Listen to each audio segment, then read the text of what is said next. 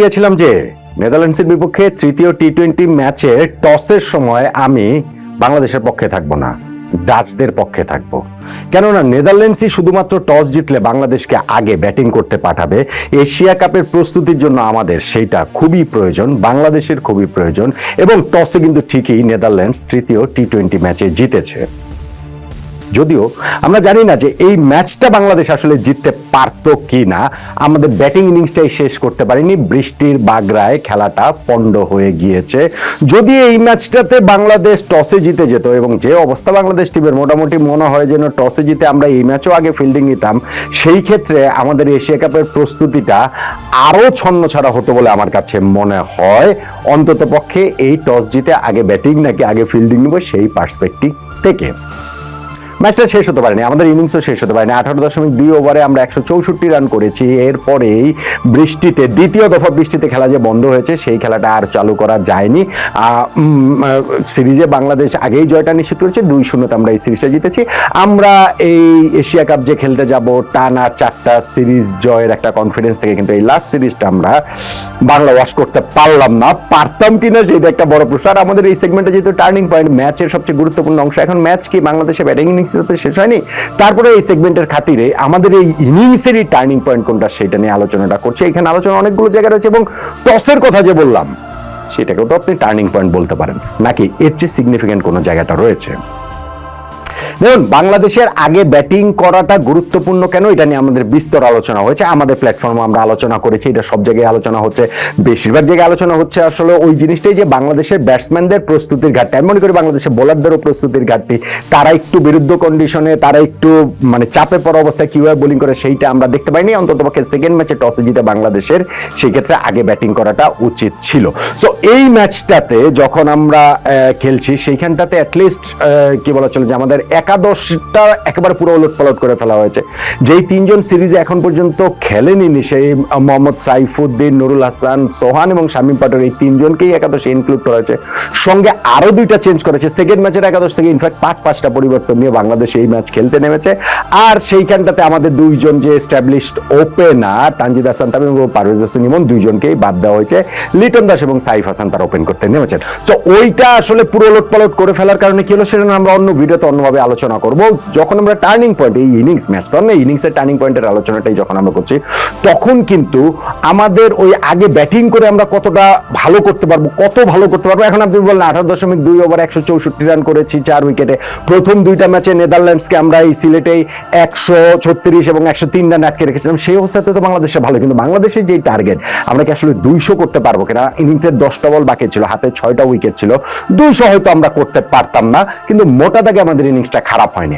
আবার ইনিংসটা তো ভালোও হতে পারতো, ইনিংসটা তো 200-র কাছাকাছি খুব সহজেই 200 ক্রস করতে পারতো। ওই জায়গাটাতে আমরা আসলে পারিনি কেন? এই সিরিজটাতে আমাদের জন্য বিরাট একটা পজিটিভ, নিঃসন্দেহে আমাদের ক্যাপ্টেন লিটন দাসের ব্যাটিং। জাস্ট আগের সিরিজটাতেই তিনি পাকিস্তানের সঙ্গে 3 ম্যাচে 17 রান করেছিলেন। সেইখানে এই সিরিজের ফার্স্ট ম্যাচে তিনি 50 করলেন, এই ম্যাচেও তিনি 50 করেছেন। বাংলাদেশের হয়ে টি-20তে সর্বোচ্চ 50 এখন লিটন দাসের, যেটা সাকিব আল হাসানের ছিল 13টা। সিরিজের আগ পর্যন্ত লিটনের ছিল 12টা, কিন্তু এই 2টা 50 করার কারণে লিটনের 14টা এখন হয়ে গেল। প্রথম ম্যাচটাতে লিটন সাকিবকে ছুঁয়েছিলেন, আর এই ম্যাচে 50 করে সাকিবকেও তিনি আসলে টপকে গিয়েছেন। কিন্তু লিটনের 50 না, লিটন আসলে সেঞ্চুরি করা উচিত ছিল, সেঞ্চুরিটা তার প্রাপ্য ছিল মনে হচ্ছিল। এবং ওই সময় তিনি 46 বলে 73 রান করে আউট হয়ে গেলেন। আর যদি শুরু থেকে আপনি ইনিংসে দেখেন, সাইফ হাসানের সঙ্গে লিটন দাস ওপেনিং করতে নেমেছিলেন, এবং তাদের ওপেনিং পার্টনারশিপে প্রথম 3 ওভারে 39 রান হয়েছে। ফার্স্ট ওভারেই সাইফকে একটা লাইভ দেওয়া হয়েছে, কিন্তু সেটাকে সাইফ খুব বেশি ক্যাপিটালাইজ করতে পারেনি, বরং লিটন প্রথম থেকে অনেক বেশি ফ্লুয়েন্ট ছিলেন। ওই যে থার্ড ওভারটার কথা বলছি, সেইখানটাতে 1 ওভারে লিটন 22 রান নিয়েছেন, 3টা 4 মেরেছেন, 2টা ডাবলস নিয়েছেন, একটা ছক্কা মেরেছেন, যদিও একটা 4 কাঞ্চি হয়ে এসেছে, ব্যাটের কোনায় লেগে 4 হয়ে গিয়েছে। তারপরেও লিটন কিন্তু অনেক কনফিডেন্সের সঙ্গে তিনি খেলছিলেন। আর এখানে একবার একটা ফ্লাড লাইট ফেলিওর হয়েছে, কিন্তু তারপরে যখন প্রথম দফা বৃষ্টির কারণে খেলাটা বন্ধ হয়ে গেল, বাংলাদেশের স্কোর তখন 4.1 ওভারে 60 রান 1 উইকেটে, অর্থাৎ আমরা প্রায় 15 রান করে ওভার প্রতি নিচ্ছিলাম। লিটনের রান তখন 16 বলে 42। আমরা এরপরে ইনিংস শেষ করেছি 18.2 ওভারে 164 রানে, অর্থাৎ ওই যে প্রথম 4.1 ওভারে আমরা 60 রান নিয়েছি, এরপরে 14.1 ওভার যে আমরা ব্যাটিং করেছি, সেইখানে আমরা আর মাত্র 104 রান করতে পেরেছি।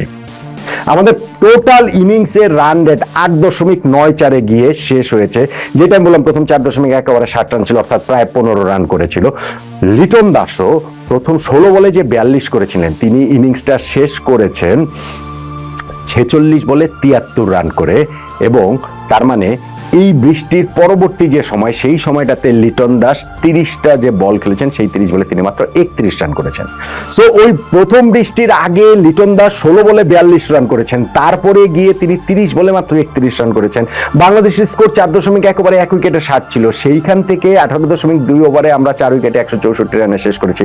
ওই বৃষ্টির ব্রেকটা আসলে আমাদের পুরো ইনিংসের মোমেন্টামটা অনেকখানি আসলে সরিয়ে নিয়েছে। সেটা যদি না হতো তাহলে বাংলাদেশ হয়তো বা এই ইনিংসে এই 18.2 ওভারের ভেতরেও 200 না করলেও আমরা যে 200 আসলে করতেই পারতাম, ছাড়িয়ে যেতেই পারতাম, ওরকম একটা অবস্থাতে হয়তো বা আমরা থাকতাম।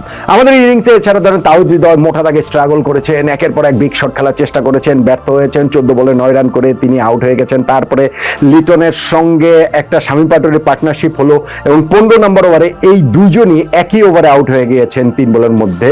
সেইটা দিয়ে নেদারল্যান্ডস আবার ইনিংসটাতে ভালোভাবে কাম করে। তারপরে গিয়ে আবার একটা অবিচ্ছিন্ন পার্টনারশিপ হয়েছে নুরুল হাসান সোহান এবং ওইখানটাতে জাকের আলী অনিকের 20 রান এবং 22 রান, 11 বলে 22 রান করে এই দুজন নট আউট ছিলেন। সো ওই পার্টনারশিপটাতে কিন্তু আমাদের স্কোরটা আবার একটা বেটার জায়গায় চলে যায়। হ্যাঁ, লিটনের যে ইনিংসটা সেটা যে একেবারে ফ্ললেস ইনিংস ছিল তা না, দুর্দান্ত কিছু শট লিটন খেলেনি, সবসময় ইনিংসেও খেলেছেন, কিন্তু তিনি দুইটা লাইফ পেয়েছেন। একটা তার রান যখন 37, সেইখানটাতে স্কোয়ার লেগে মানে ওই ব্যাকওয়ার্ড স্কোয়ার লেগে তার ক্যাচ পড়েছে, আর আরেকবার তার রান যখন হচ্ছে 68 তখন কাভারে তার ক্যাচ পড়েছে। সেই জন্যই মনে হচ্ছিল যে এত সময় রয়েছে, এত ভালো খেলছেন, দুইটা সুযোগও তিনি পেয়ে গেছেন, সেটা কাজে লাগে টি-20 ক্যারিয়ারের প্রথম সেঞ্চুরিটা তিনি হয়তো তুলে নেবেন, সেটা তিনি পারেননি। 73 রানে তিনি আউট হয়ে গিয়েছেন। এখন যে 164 রান আমরা করেছিলাম, হাতে 10 বল বাকি ছিল, আমাদের হাতে 6 উইকেট ছিল, বাংলাদেশ হয়তো 180-90 রান করতো। আমাদের ব্যাটিংটা কিন্তু মোর অর লেস আমরা মোটামুটি একটা পুরো ইনিংসই পেয়েছি 10 বল বাকি থাকতে। আমাদের বোলাররা এরকম কন্ডিশনে কিরকম করতে পারতেন সেটা আসলে আমরা দেখতে পারলাম না। আর এই ইনিংসের কথাটা যদি বলি, এই ইনিংসের টার্নিং পয়েন্ট আসলে আমার কাছে মনে হয় অবভিয়াস। টসের কথা শুরুতে বলেছি বটে, কিন্তু ইনিংস বিবেচনা করলে টার্নিং পয়েন্টটা প্রথম বৃষ্টিটা। ওই যে ফার্স্ট বৃষ্টির সময়ই যেই ফ্লোতে লিটন দাস ছিলেন, যেই ফ্লোতে পুরো বাংলাদেশ টিম ছিল, সেই ফ্লোটা আবার একদম শেষে গিয়ে সোহান আর জাকের আলী হয়তো বা কিছুটা রিকভার করতে পেরেছিলেন, কিন্তু that was not good enough.